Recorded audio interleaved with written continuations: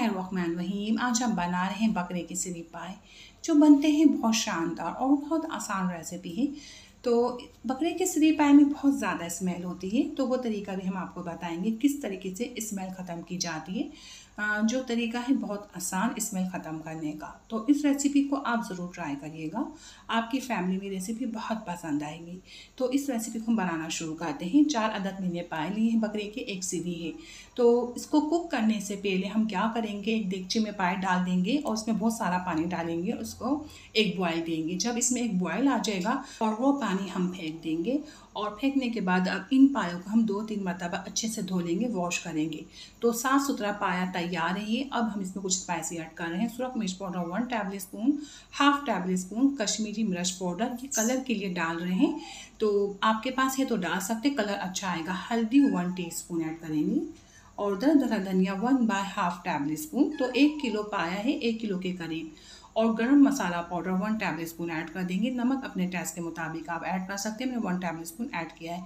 2-3 छोटे साइज़ के तेज़ पत्ते हैं, आपके पास बड़ा साइज़ का तेज़ पत्ता है तो वो एक ऐड करेंगे।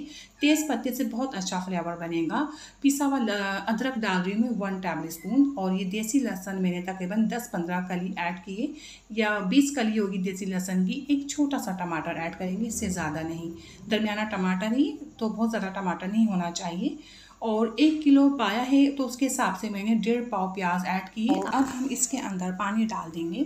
तो पहले हम थोड़ा पानी डाल रहे हैं और अच्छी तरह मिक्स करेंगे, ताकि सारा मसाला पाया अच्छे से मिक्स हो जाए। मिक्स करने के बाद हम फिर लेवल में करेंगे, हमें अंदाज़ा हो जाए इसमें पानी कितना है और कितना डालना चाहिए। तो मैंने लेवल में किया है इसे, तो पानी काफ़ी कम है, पाए से 3-4 इंच ऊपर होना चाहिए पानी। तो मैंने अभी थोड़ा डाला है, बाद में और डाल दिया था पानी, 3-4 इंच ऊपर कर लिया था। और अब हम इसकी लीड लगा देंगे और इसकी कैप भी लगा देंगे, और फिर हम इसे हाई फ्लेम के ऊपर रखेंगे।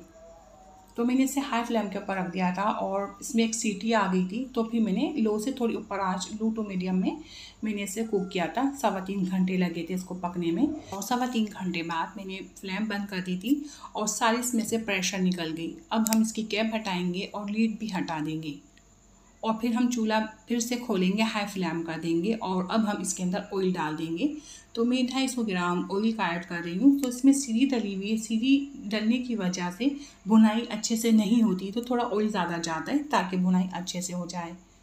तो आप बस ही पका रहे हैं, सीरी नहीं डाल रहे, तो कम ऑयल में भी काम चल जाता है। तो सीरी की वजह से थोड़ा ऑयल ज़्यादा जाता है, भुनाई में थोड़ी दिक्कत होती है। मकसद ऑयल जल्दी से ऊपर नहीं आता। तो सारा पानी मैंने ड्राई कर लिया है, थोड़ा बाकी है। मैंने हाई फ्लेम पे पानी ड्राई किया था। अब देखिए, अब थोड़ा सा इसमें थोड़ा लिक्विड है और पानी ड्राई करना है, तो हम लो फ्लेम करके भुनाई करेंगे। अब लो फ्लेम में ऑयल निकल आएगा, ठीक है, लो फ्लेम में ही हमें भुनाई करनी है। तो देखिए अभी काफ़ी भुनाई हो चुकी है, लो फ्लेम पे ही भुनाई करी, लो टू मीडियम में मैंने भुनाई की इसकी। अब हाई फ्लेम हम करेंगे तो इसमें से ऑयल बिल्कुल भी नहीं निकलेगा, ये मसाला सारा जल जाएगा। तो इसलिए हम लो टू मीडियम में इसकी भुनाई करेंगे। और देखिए इसकी भुनाई इस तरीके से होती है, इसको थोड़ा कवर कर देते हैं, ढक देते हैं और हल्की आंच रखते हैं, तो इसका ऑयल निकल आता है। अब हम इसमें धुला हुआ मगज़ भी डाल देंगे। तो मगज़ हम बस ऐसे ही भूनते भूनते फ्राई हो जाएगा, कुक हो जाएगा। तो इसे हम अच्छे से मिक्स करेंगे।